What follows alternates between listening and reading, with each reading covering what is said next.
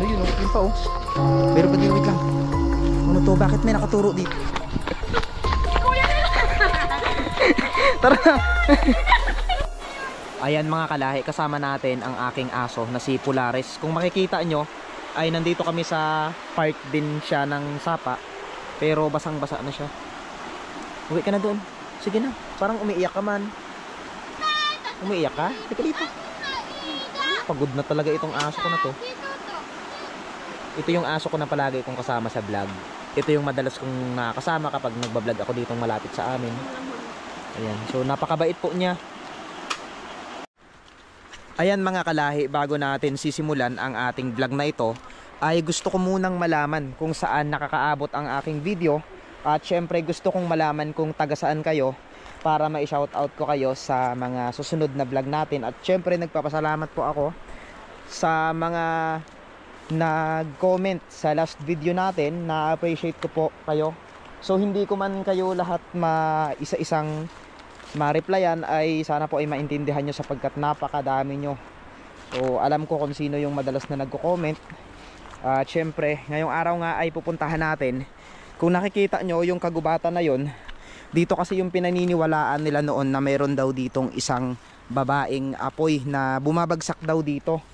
At kalaunan nung pinuntahan namin ito ay mayroon talagang isang crater o butas sa gilid ng bundok na yan, na kung saan ay makikita natin doon yung isang tubig na mayroon siyang parang hinukayan siya ng isang kayamanan. So balikan natin yon dahil sa request ng ating mga viewers na balikan natin yon. So isang taon na rin yata simula nung huling binalikan natin ito. At kung makikita nyo yung palay, diba? Ang gaganda. So kasama ko nga pala ang aking mga kaibigan. Syempre si Eunice, si Pards, si Erika, syempre si Duding. Yan, so Duding. And then tara, patuloy tayo sa ating paglalakbay. Isa sa napansin ko yung mga ibon at mga uwak. Iingay. Tapos yung part na yun, ayun oh, yun doon, maraming mga ibon na lumilipad. Hindi namin alam kung anong dahilan. Polaris. Yung aso ko pala, si Polaris. Ayun oh, sa gitna.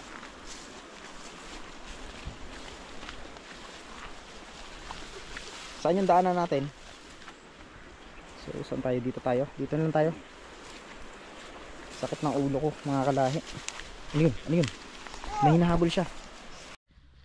Ayan mga kalahi, papasok na tayo dito sa gubat kung saan ay makikita na rin natin finally yung hinahanap natin na isang butas dito sa gitna ng kagubatan. So sa mga solid viewers natin dyan ay nagpapasalamat po ako sa inyo, dahil kung hindi dahil sa inyo hindi ko gagawin tong mga gantong vlog. At syempre kayo rin yung naging inspirasyon ko. Shoutout sa kaibigan natin dyan na si Kuya Joms Adventure. At syempre si Mendo rin yung mangyan na palagi rin nating nakakasama sa bawat vlog natin, no. So medyo ang creepy na ng lugar. Ayun oh. Grabe. So kaya nyo ba? Kaya. Nandahan lang tayo. Feeling ko may ahas. Ano to? Parang may pangil oh. Ayun oh. Parang may pangil. Saan galing to?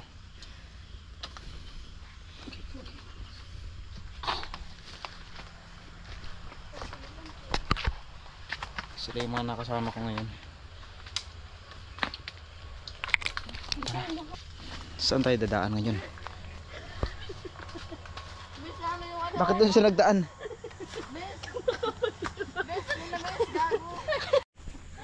Dito na tayo. Ano yung balite?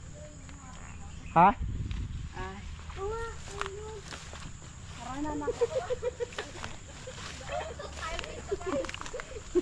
Oh my God, grabe. So napakasukal na ng daanan natin. Parang may tao doon sa loob na kulay itim. Parang may tao sa loob na kulay itim. Tignan natin. So palakasan loob. Sabi nila kasi napakalakas daw ng loob ko sa mga pagpasok sa mga ganito. Hindi daw ako natatakot kung ano yung posibleng makita. So hindi naman talaga dapat tayo matakot sa mga elemento, sa mga espiritu. So matakot tayo sa mga taong buhay kasi kaya nila tayong saktan eh. Pero yung mga multo, mga engkanto, siguro masasaktan din nila tayo, pero hindi naman kung hindi natin sila gagalawin. So kayo, naniniwala ba kayo sa mga elemento, sa mga engkanto? So hintayin ko yung comment nyo na yun mga kalahi. So pasok na tayo dito. Dito na. Oh my god.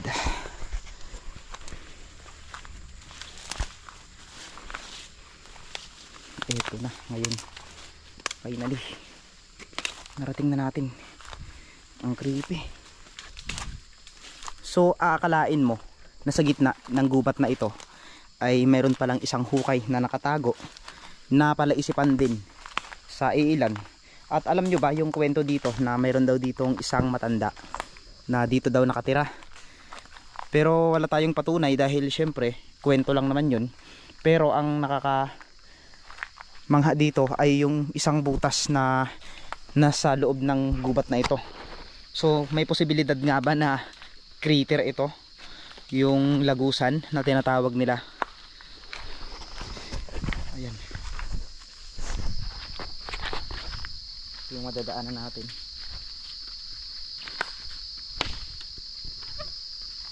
Tignan nyo haba kami mga tao. Ano yun? Ang sarap magkabit ng ano dito, ng duyan, no?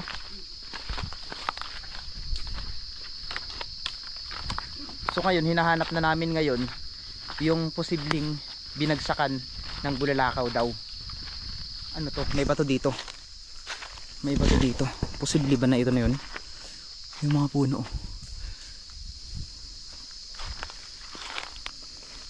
Parang barko. Kasama pa rin natin si Polaris. Ayun. Parang ang sarap mag-camping dito, Pards. Ang ganda ng lugar. Perfect siya pang camping. Maglagay ka ng hammock dito. Tapos dito yung camping chair namin. Dito yung hammock.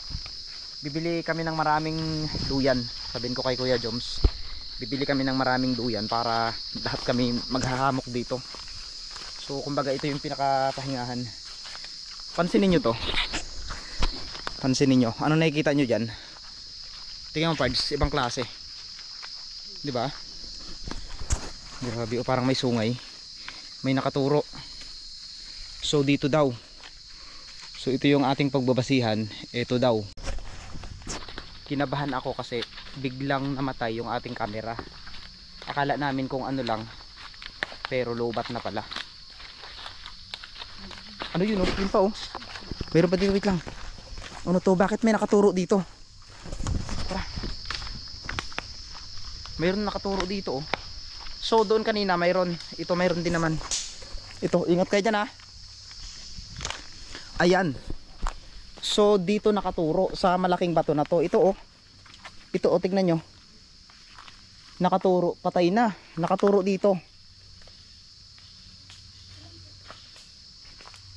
Nakaturo. Tara. Hindi kayo takot sa mga engkanto? Dito may malaking bato, oh. So ano kaya ang makikita natin dito sa malaking bato na to? Ano to? Ang tawag dito, Pards? Ganda, oh, no? What if pag hinawakan mo yan, ano? May tubig po ginainom ko. Saan? May tubig yan. Uy! Bumagsak. Pag pinutol mo. Oh my goodness. Ang creepy naman. Hindi ko nga alam, eh. Ano yun, oh? Yung itim na yun.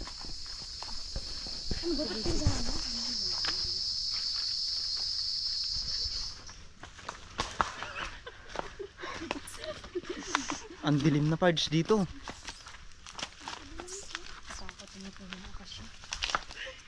Pakiramdam ko parang may mga tumitingin, no? Alam mo yung sa train, yung mga madami. Maraming aswang. Ito dito. Ay, ito may daanan. May daanan.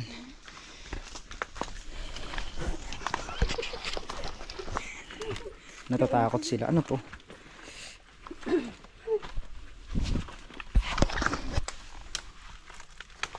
Aray. Uy, may trap oh.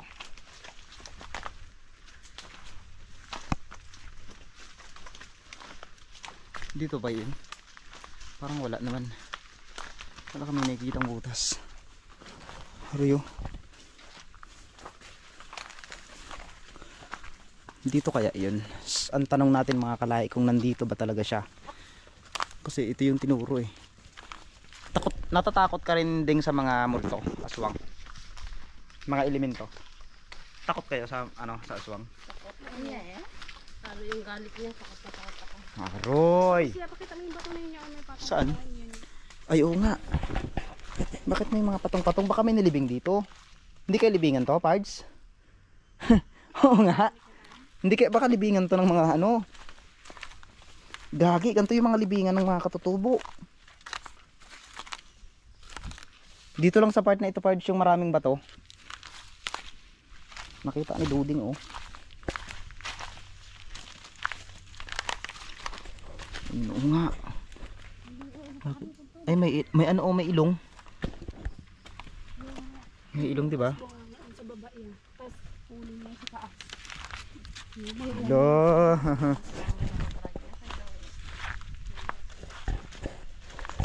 Bakit ang nakatawid kasi? Ito, ano ito? Ayan to, Pards. Parang may nakita tayo dito. Ito. Ay, ito na. Ito na ba yun? Oh, ito na nga guys. Ito na nga. Ay, yun na. Ano kaya ang mayroon dito sa butas na yan? Baka ito nga yun. Ay, ano yan, Pards? Ano yun? Ay, may mga gumagalaw, Pards. Ano yan? Ano yan? Saan? Hindi sa gilid. Baka bultrag guys. Hindi nakapatayo siya. Nakapatayo siya. Hindi na sa gilid. Malaki. Ito na mga kalahi. Yun sinasabi ko sa inyo. Ayun. Ayun na. Ayun na. Ang dami. Ang daming mga nilalang sa gitna. Grabe oh. Ano? Ang dami naman niya. Ang dami namok. Sugatan po na ating kasamahan. Sugat? Nes? Aroy. Sugat nga. Aroy. Dugo. Aroy. Hindi naman siya masakit. Uy, gagi. Ano yun? Ano yun? So ito na yun mga kalahi. Yun sinasabi ko sa inyo. So medyo naligaw kami sa part na ito. Tinignan lang natin dahil sa request ng iilan. May bumubukal oh. Tara na! Tara na! Kuya nila na meron doon! Kuya nila! Tara na! Kuya nila kasi! Kuya!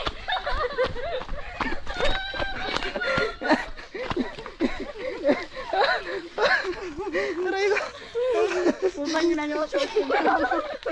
Aray! Oh my God, Pards! Pards! So ngayon, may nararamdaman daw si Pards. Ano yun, Pards? Totoo yun, yung nararamdaman mo. Paunahin nyo ako. Mamatay ako. Lalaw na yun ko. Salo ko. Kuya Nil tama. Kuya Nil kasi. Bala kayo.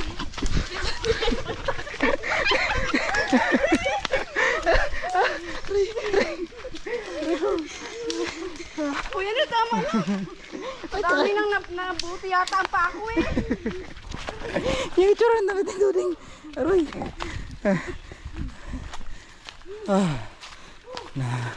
Pagod ako.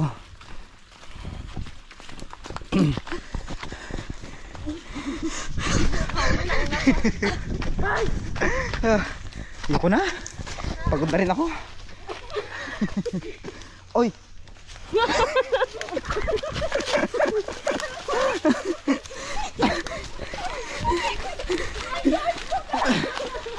Bilisan nyo! Bilisan nyo! Ayun na. Aray ko. Aray. So, yun. Bawi na kami mga kalahi, no? So, hinawol kami Nabol kami ng mga alaalang mahirap na palang ibalik, aray ko. So yun, pagod. Sakit ng ulo ko. Ano naman, tinik na na. Madami. Kanina chinilas to? Kanina chinilas to? Pinabak ko na unis niyo. Painis niyo niyo.